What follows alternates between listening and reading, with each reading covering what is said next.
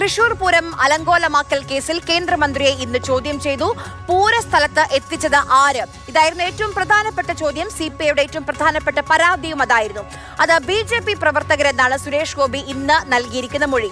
നോക്കൂ, തൃശൂർ പൂരം അലങ്കോലപ്പെട്ടതുമായി ബന്ധപ്പെട്ട് നമ്മുടെ സംസ്ഥാന സർക്കാർ ത്രിതല അന്വേഷണമായിരുന്നു പ്രഖ്യാപിച്ചിരുന്നത്. അതിൽ ATGP H വെങ്കടേഷിന്റെ നേതൃത്വത്തിലുള്ള പ്രത്യേക സംഘത്തിന്റെ അന്വേഷണം മാത്രമാണ് ഇനി ബാക്കിയുള്ളത്. ഇന്ന് എന്താണ് സംഭവിച്ചതെന്ന് നമുക്ക് വളരെ പെട്ടെന്ന് പറഞ്ഞു പോകാം. അതായത് കേന്ദ്രമന്ത്രി സുരേഷ് ഗോപിയെ തൃശൂർ പൂരം അലങ്കോലമാക്കൽ കേസുമായി ബന്ധപ്പെട്ട് ഇന്ന് ചോദ്യം ചെയ്തിരിക്കുകയാണ്.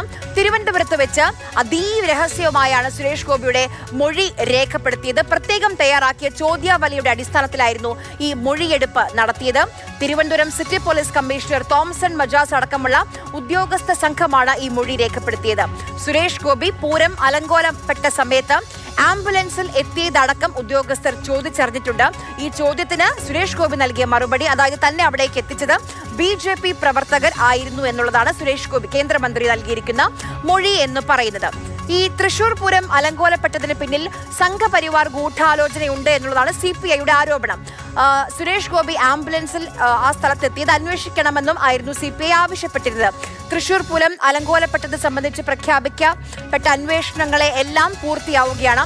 ഈ സംഭവത്തിൽ നേരത്തെ ADGP MR അജിത് കുമാറിന് വീഴ്ച സംഭവിച്ചുവെന്ന് DGP റിപ്പോർട്ട് നൽകിയിരുന്നു. ഇക്കാര്യങ്ങളിൽ ഇനി സർക്കാരിന്റെ നിലപാട് എന്താണ് എന്നുള്ളതാണ് അറിയേണ്ടത്.